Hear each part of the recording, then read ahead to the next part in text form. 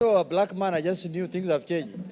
So, Mr. Speaker, I want to bring to the attention of the House a matter that is very important. Mr. Speaker, as you are aware, the issue of our main business here is legislation. And one of the biggest predicaments that we have faced on issues of legislation, Mr. Speaker, is the issue of public participation. Public participation. So, Mr. Speaker, I want the House to take note of the ruling of the Supreme Court that happened the other day, Mr. Speaker, on the finance bill that was suspended by the court, Mr. Speaker. And the bench at the Supreme Court did a very thorough work, Mr. Speaker. And I want to congratulate them because they have laid basis and foundation now for a proper public participation, Mr. Speaker. Mr. Speaker, I want to urge members to read that judgment, Mr. Speaker, because that judgment has really helped this country. It has cleared the path for this country now and for Parliament to do proper legislation, Mr. Speaker. Mr. Speaker, for the last 10 years or so, since the new constitution was enacted, Mr. Speaker, Parliament could not do this business, Mr. Speaker.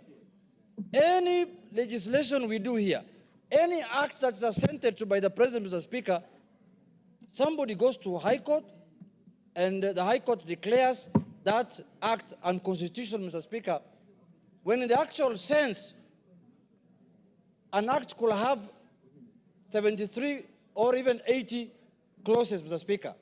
And instead of a judge declaring the 10 or 15 clauses that someone has a problem with, many times judges have declared acts of Parliament unconstitutional, Mr. Speaker. If you read the judgment of the Supreme Court now, Mr. Speaker, and I read that judgment last night, it gave me a lot of hope. And I said I must bring to the attention of members that now the country is going to the right direction in terms of legislation.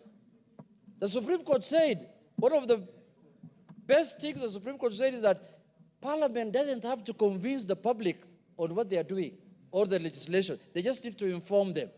Information, Mr. Speaker. You don't have to convince, because we are here to legislate on behalf of Kenyans. We are exercising sovereign power that is delegated to us, Mr. Speaker. The Supreme Court, in their own wisdom, said that you just need to inform the public. You don't need they don't have to agree with you. Because legislation is not being done in the public, it's being done in the floor of the House. One of the things that has shocked me about public participation, one time, one of the judges declared one of the acts unconstitutional.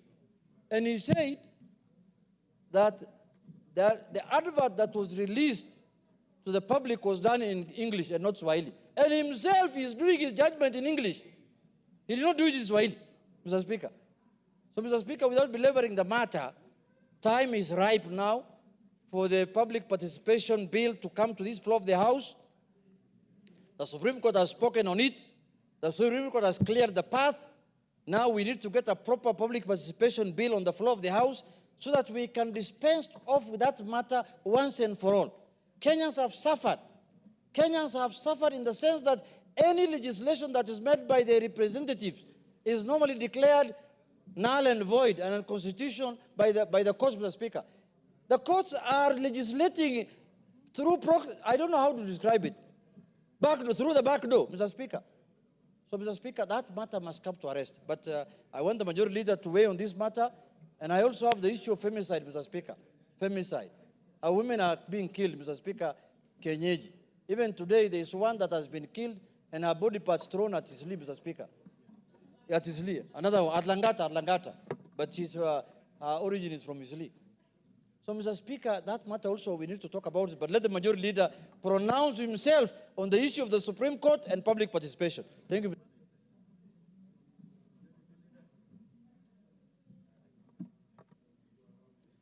Thank you, Honorable Speaker.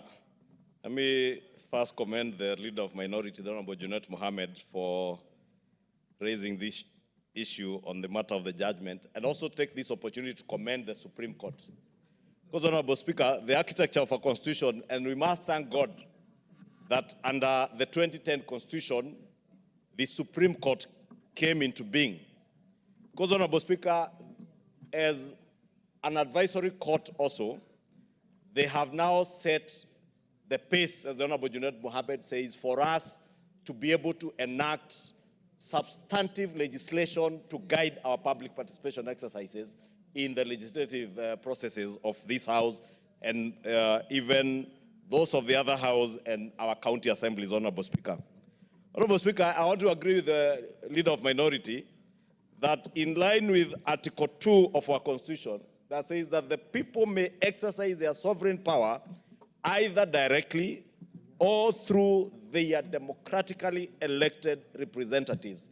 And those democratically elected representatives are the men and women who sit in this House and in the Senate, Honorable Speaker. And more so in this House because it is this House that represents the people. And that is why you will find also in this Constitution, many of the bills that become law can emanate from this House and become law without going to the other House, to the Senate, Honorable Speaker, because we represent the people while our Senate colleagues represent our counties.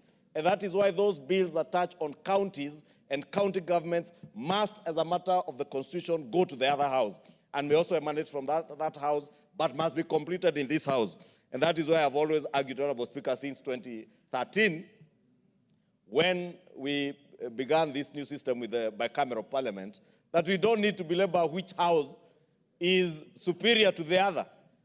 If one House can enact legislation and it becomes law by itself, and the other House cannot enact legislation and it becomes law by itself, it has to go to the other House, then it goes without saying which House is the upper House, Honorable Speaker.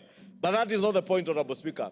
The point is that public participation has been abused by a number of our judges, especially in the High Court.